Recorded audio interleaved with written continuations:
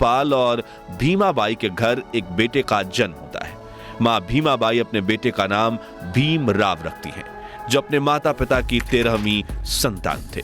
5 साल की उम्र में अंबेडकर का स्कूल में दाखिला करवाया जाता है, लेकिन छोटे से भीम को जल्द ही बात समझ में आ जाती है कि समाज में उनके परिवार के साथ भेदभाव किया जाता है। स्कूल में उन्हें स्टूडेंट्स के डेस्क से दूर कोने में जमीन पर बिठाया जाता था। लंच ब्रेक में उन्हें उस बर्तन से पानी नहीं पीने दिया जाता था जिससे बाकी बच्चे पानी पीते थे। उनके बचपन से जुड़ा एक आंखों में आंसू ला देने वाला किस्सा यह है कि एक बार भीमराव और उनके बड़े भाई को गर्मियों की छुट्टियां मनाने के लिए गोरेगांव जाना था, जहां उनके पिता कैशियर की नौकरी करते थे।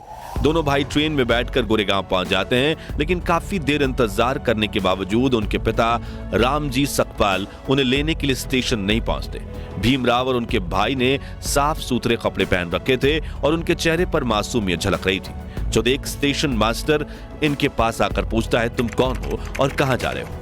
तभी भीमराव बिना कुछ सोचे समझे ये बता देते हैं कि वो महार जाति के दलित हैं, जो सुनकर स्टेशन मास्टर के चेहरे के भाव बदल जाते हैं और वो इन्हें बिना कुछ कहे वहां से चला जाता है। कुछ देर बाद दोनों भाई अपने पिता तक पहुंचने के लिए एक बैलगाड़ी किराए पर लेने की सोचते हैं, लेकिन बैलगाड़ी चालकों तक की भी बात पहुंच चुकी थी कि ये लोग अछूत और अस्पृश्य वर्ग के हैं और वो इनसे बात भी नहीं करना चाहते थे। काफी ठोकरे खाने के बाद एक बैलगाड़ी वाला इन्हें सवारी देने के लिए मान गया, लेकिन उसने इनसे दोगुना किराया मांगा और कहा बैलगाड़ी तुम्हें खुद ही चलानी होगी, और वो बैलगाड़ी से पैदल चलने लगा क्योंकि उन्हें इनसे दूषित होने का डर था।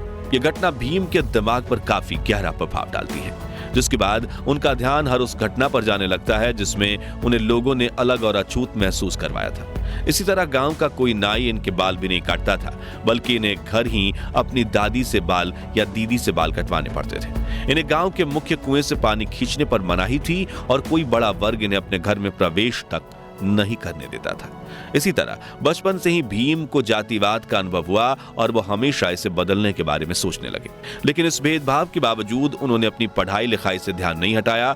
भीमराव की किस्मत कुछ मायनों में अच्छी भी थी, जैसे कि स्कूल में कृष्णजी केशव अंबेडकर नाम के टीचर थे, जो ऊंची जाति के होने के बावजूद भीमराव को पसंद करते थे, और उन्होंने ही भीमराव सकपाल को अपनी सरनेम देकर भीमराव अंबेडकर बनाया था, ताकि उच्च शिक्षा के दौरान उनके साथ भेदभाव ना हो।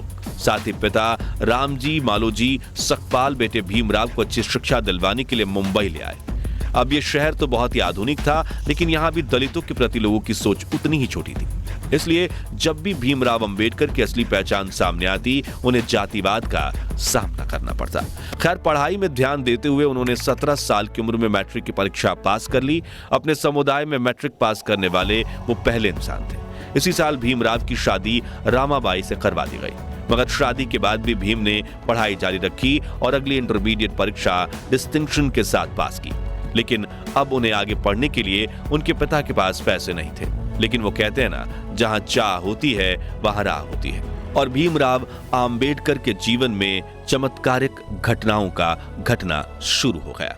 आपको बता दें कि जब बड़ोदरा के महाराज ने उन्हें पढ़ने के लिए स्कॉलरशिप दी, जिससे उन्होंने न सिर्फ बीए की पढ़ाई पूरी की, बल्कि 1913 में उन्होंने अमेरिका जाकर यूनिवर्सिटी ऑफ कोलंबिया से मास्टर्स में दाखिला लिया। 2 साल में उन्होंने एमए की पढ़ाई पूरी की और अगले ही साल अपनी पीएचडी थीसिस भी पूरी कर ली। जिसके बाद भीमराव लंदन चले गए, जहां उन्होंने London school of economics join किया, लेकिन स्कॉलरशिप पूरी हो जाने की वजह से वो अपनी पढ़ाई पूरी नहीं कर पाए और बड़ौदा वापस लौट आए, जहां उन्होंने सिविल ऑफिसर का पद हासिल कर लिया। लेकिन यहां भी जातिवाद ने उनका पीछा नहीं छोड़ा और भेदभाव के चलते उन्होंने नौकरी छोड़ दी। 1918 में भीमराव बॉम्बे के सिडेनहम कॉलेज में लेक्चरर बने।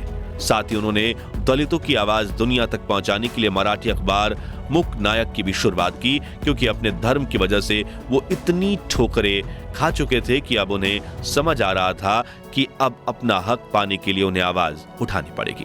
इसी बीच कुछ समय लंदन जाकर उन्होंने वकालत में अपनी पढ़ाई पूरी कर ली थी। इस तरह वो अपने जमाने के भारत के संभवतः सबसे ज्यादा पढ़े लिखे व्यक्ति बन चुके थे। डॉक्टर भीमराव बाबा साहब अंबेडकर को शुरू से ही पढ़ाई से काफी लगाव था, इसलिए उनके पास भारत की सबसे बड़ी पर्सनल लाइब्रेरी हुआ करती थी।